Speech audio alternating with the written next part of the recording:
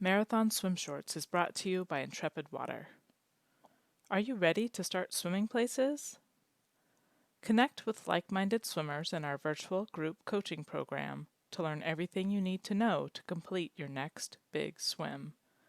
From training and feed planning to fine-tuning your technique. Find out more at intrepidwater.com. How did you do it?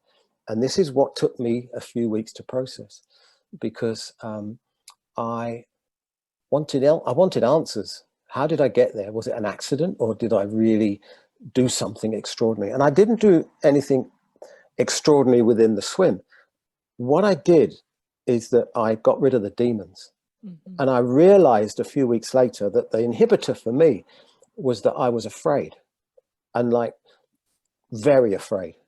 And not that I would get damaged or have an accident or get bitten or anything like that, but that I wouldn't succeed.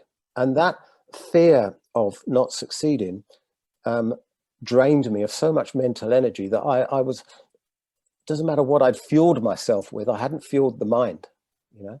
And those 5 years earlier, Alison had told me that channel swimming was 80% mental, 20% the rest. And then I realized that it was okay to be afraid, and that it was okay to be, with total respect to people that do 20 lengths of the local pool 3 times a week, and that's all they want to do. Total respect.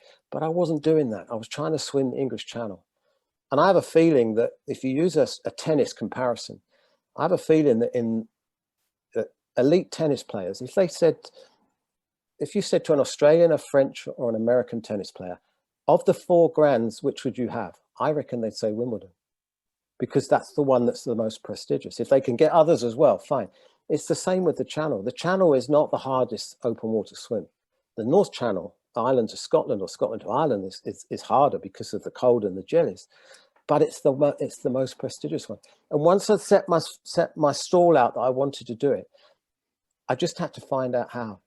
And I found that by embracing the fear and letting it in, that I won that day. I have a theory, it's a romantic theory, that the Channel relents to let you get there, or it doesn't, you know, because nature's a very powerful thing. So, and the other thing I learned, and Marlies and Mark have heard me say this, I call them secret doors. So I'd been swimming for a long time, and metaphorically, it was like I'd suddenly come up against a secret door, and in front of that door was debris and chains and locks, and impenetrable, right? And all the other times I'd got to the secret doors and I had imploded mentally.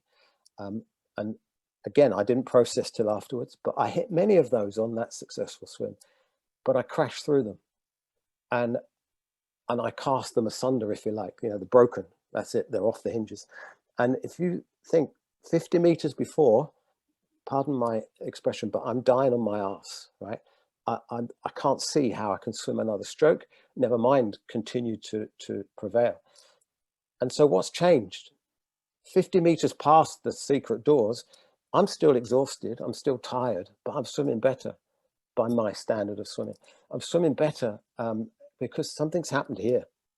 I've unlocked something in my head that says, hey, you're compos mentis, you're answering the questions at feeds. There's nothing wrong with you. If you can do one more stroke, you can do another stroke. Right? So those are the 2 biggest lessons that I learned through the channel swimming. Want to hear the full story? Check out Marathon Swim Stories on your favorite podcast provider.